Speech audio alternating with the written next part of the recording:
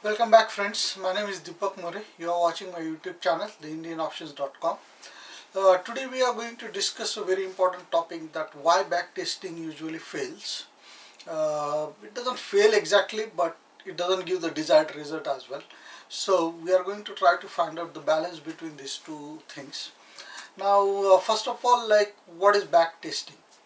Now, backtesting, it's a process of applying a trading strategy or some analytical method to historical data to see how accurately the strategy or the method would have predicted actual results, right?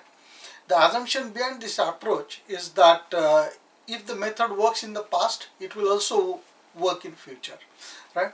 Now, technical analysis also claim that history repeats itself, or in other words, the price trends or the patterns are repeatedly, constantly, in spite of all these patterns, they are repeated constantly in spite of, randomness in the price action or something, right? So in generally the back testing, it is done with the help of some software. Now the tick data is fed into this particular software. Now, what is tick data?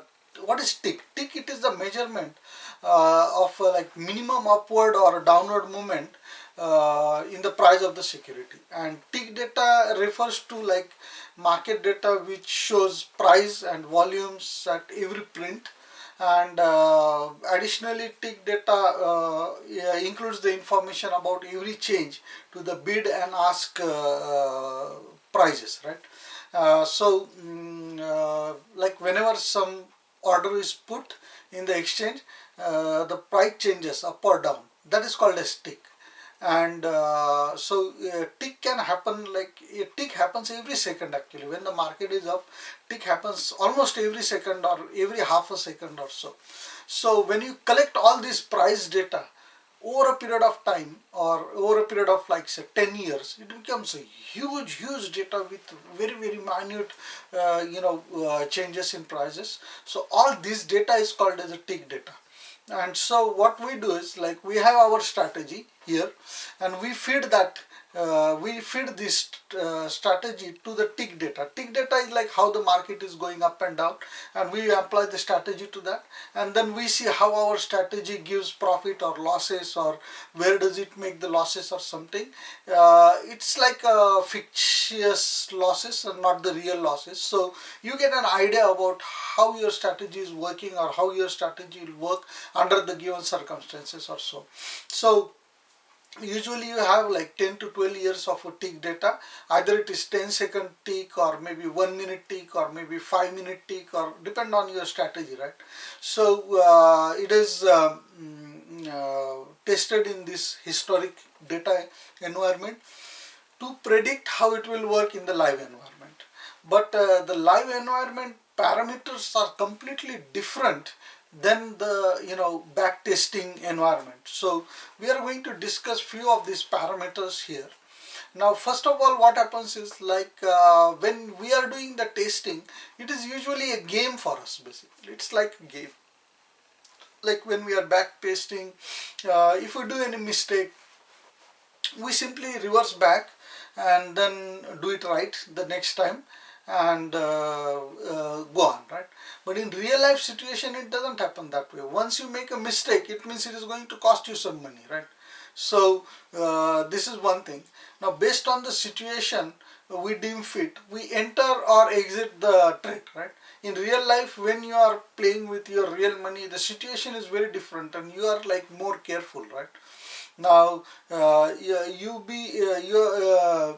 are really very careful when you enter the market, when you exit. But when it is a testing, it's just like, okay, it's 10 o'clock, let us start the trading, no matter where the market is or something like that. So it's not real thing, right? So your mistakes while back testing have no effect on your income. Therefore, the traders tend to approach the trading too sloppy, and for extended periods of back testing or something. So, yeah, the thing is that your hard-earned money is not there, right? So even if like it's not affecting your income, or if it's not affecting your money, so you take it bit light, right?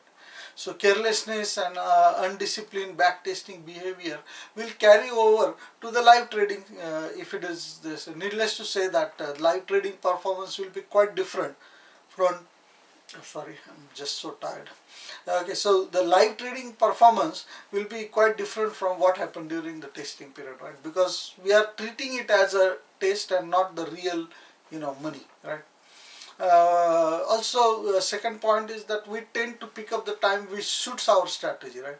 Say for example, if our strategy is meant for upside market, then we would normally choose the days where there was an upside market to take this strategy, right? But in real life, it doesn't happen that way, right? We try to pick up our favorite time slice, right? But in real life it doesn't. In real life it is up, down, sideways, and all those kind of markets. So when we are doing testing, we usually don't choose this kind of time site. Then technical strategies cannot predict market events in advance. Like, since the chaotic nature of the market means the technical theory valid today might lose its significance, next instant. Or the technical strategies if we have, and if something is declared by our finance minister or RBI or something, then all those trading will immediately go away. It has no meaning, right? So that is another point. No hasty decisions. So the key factor for the success for a trader is the ability to avoid the premature and knee-jerk decisions, right? So when the traders are in trade, watching the price move up and down in real time with the money in the on the line creates anxiety and often leads to impulsive and emotional decisions, right? So just think about all those times when you have like prematurely exited your trade because you are afraid of giving back too many profits during pullbacks, or just to see that staying in the trade would have been better things to do. So this kind of thing happens, and you don't take any hasty decisions or so. In normal markets you would actually take. And plus the market it's like a living organism which constantly evolves and changes, volatility, prices, and the support and resistance, the way they act to each other, and the tools that we use, they are constantly changing. So all these factors, they cannot be included in the back testing. So market changes constantly, this factor cannot be included in the back testing, right? No news, this is another thing. Now every day, like a lot of variety of news item comes. So politicians, and your Trump and your Indian Prime Minister, or maybe Chinese Prime Minister, whatever, they declare, they have some effect of this news on the stock market.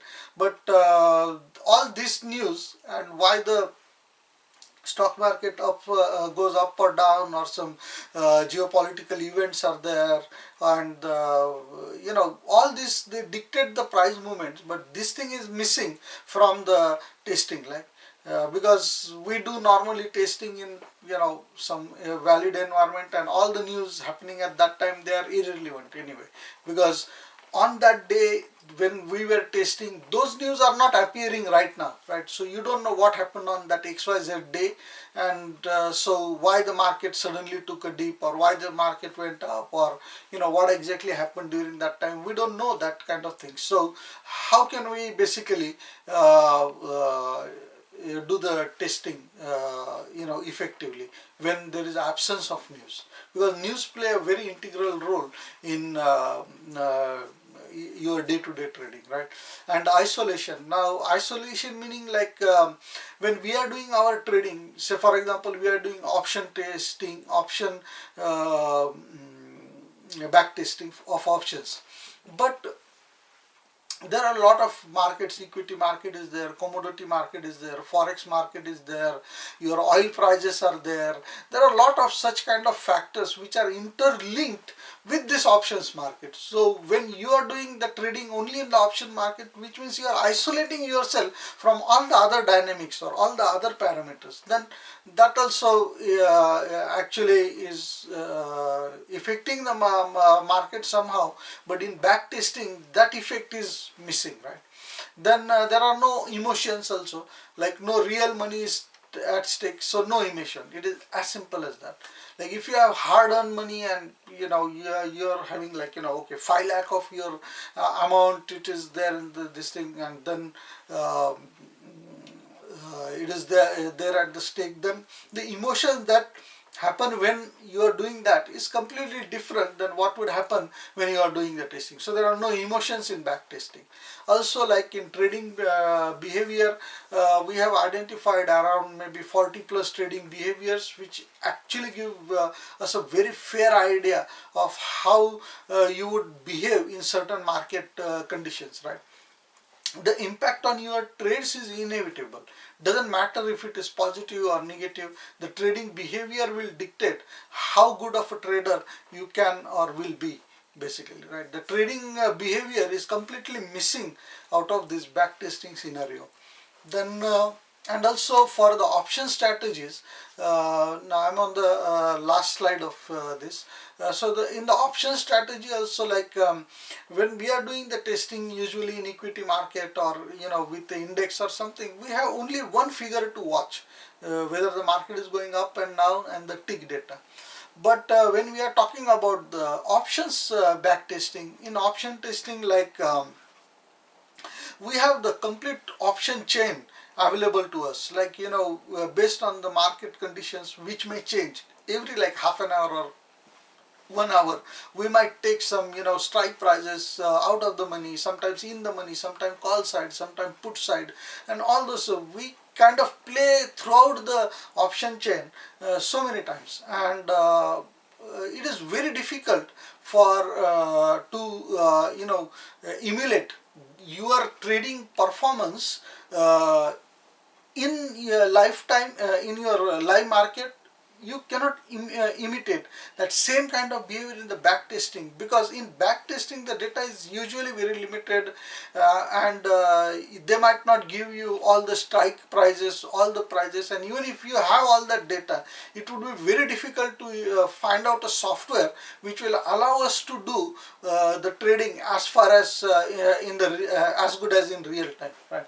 So it has different challenges, and also we have like multiple expiry dates, and we have multiple strike prices, and sometimes we choose put side, call side, call side, put side, and in the money, out of money. So we keep on dancing around on that option change a lot, and I don't know any software which will allow us to backtest using all these kind of parameters. If you have some software in your mind, yeah, please write down in the comment section. I'll have a look into it, but I strongly believe that we don't have such kind of software. So if we have to really do the back testing, then you will have to do it in the live market with just one lot, and the minimum the most minimum options available that we can use, basically, right? So if you have strategy that you want to test it in the live market. So the conclusion point of this is that for options trading, the back testing might not work, or even if it works, it will not be as effective as it should be. So to conclude, what we should do if we want to really backtest our option strategy is that make a strategy and test it in a live market. It will cost you money, because you might make some mistake, you might lose some money. So you'll have to have a separate budget, basically, for keep it aside to keep on testing the strategies or something, right? So when your real money is at stake, then all the external factors are in test, right? There is a live market, there is emotion, there is trading behavior, there are market news, there is geopolitical situation, there is a coronavirus, charts, and there are a lot of real life thing happening in the live market, and that's the only place where I think that we should test our strategies, and that's the place where they are going to be so effective. Okay, and you will know the result immediately whether your strategy is working or not. If it is working, you might actually make some profit in there, but the chances are that you might lose some money in that. So keep a separate budget for your testing.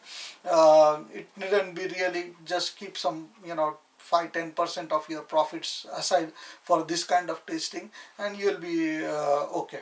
So that's about it for this video. Thank you very much, and really appreciate your help, and really appreciate your time actually watching these videos. So please subscribe to my YouTube channel. The subscribe button is right here, and I'm going to upload this presentation on my website, www.theindianoptions.com. Please download it from there, and you have a nice day. Thank you very much. Bye bye.